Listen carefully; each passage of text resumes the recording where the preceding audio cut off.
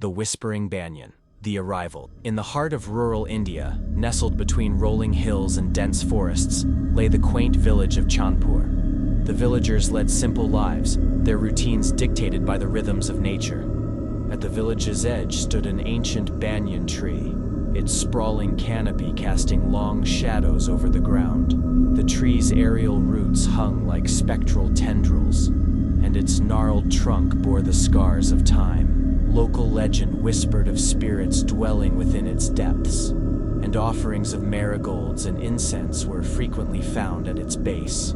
Aarav, a young man from the city, arrived in Chandpur to visit his aging grandmother, Amma. The village's serene environment was a stark contrast to the bustling metropolis he was accustomed to. As he settled into his grandmother's modest home, he couldn't help but notice the imposing banyan tree visible from his window. Its presence was both majestic and unsettling. One evening, as the sun dipped below the horizon, Aarav sat with Amma on the veranda. The conversation meandered to village tales, and Amma's eyes clouded with memories. "That banyan tree," she began, her voice barely above a whisper, "has stood there longer than anyone can remember. They say it's home to restless spirits. Many have heard whispers when no one is around." Aarav chuckled softly. "Come on, Amma. Those are just old stories to keep children from wandering at night." Amma's gaze hardened. "Believe what you will, but respect the old ways. Never seek the tree after dark." That night,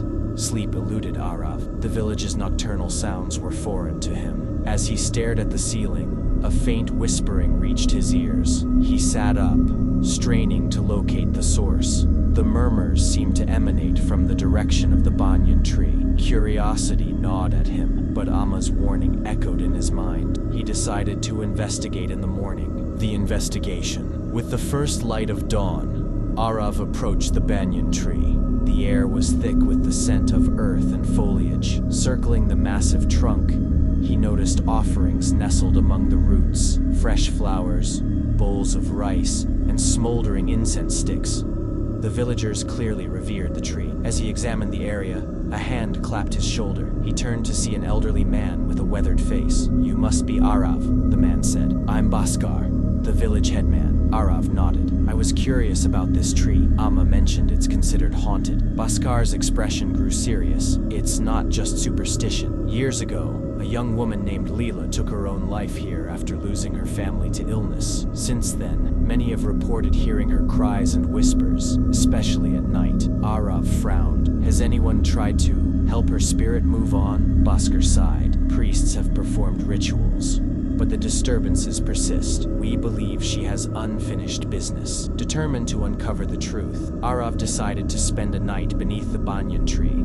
Despite Bhaskar's protests, he believed that understanding the source of the whispers could lead to a resolution. The confrontation. As darkness enveloped Chandpur, Aarav settled beneath the banyan tree with a lantern and a notebook. The village was silent, save for the occasional chirp of crickets. Hours passed without incident, and Aarav began to question the tales. Just as he was about to leave, a cold breeze rustled the leaves, and the whispers began. The murmurs were indistinct at first, but grew clearer, forming words filled with sorrow and longing. "Why do you linger?" Aarav called out, his voice steady despite the fear creeping into his heart.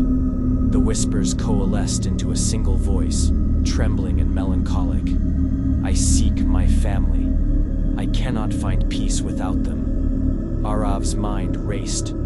"Leela, your family has moved on. It's time for you to join them." A chilling wail echoed through the night, and the temperature plummeted. A translucent figure emerged from the shadows, her eyes hollow and filled with despair. "I don't know the way," she whispered. Summoning his courage, Aarav spoke gently. "Let me help you. Close your eyes and envision them waiting for you. Follow the light in your heart." Tears streamed down Leela's ethereal face. She nodded slowly, her form beginning to fade. "Thank you," she murmured before vanishing completely. The night air grew still, and an overwhelming sense of peace settled over the banyan tree. The next morning,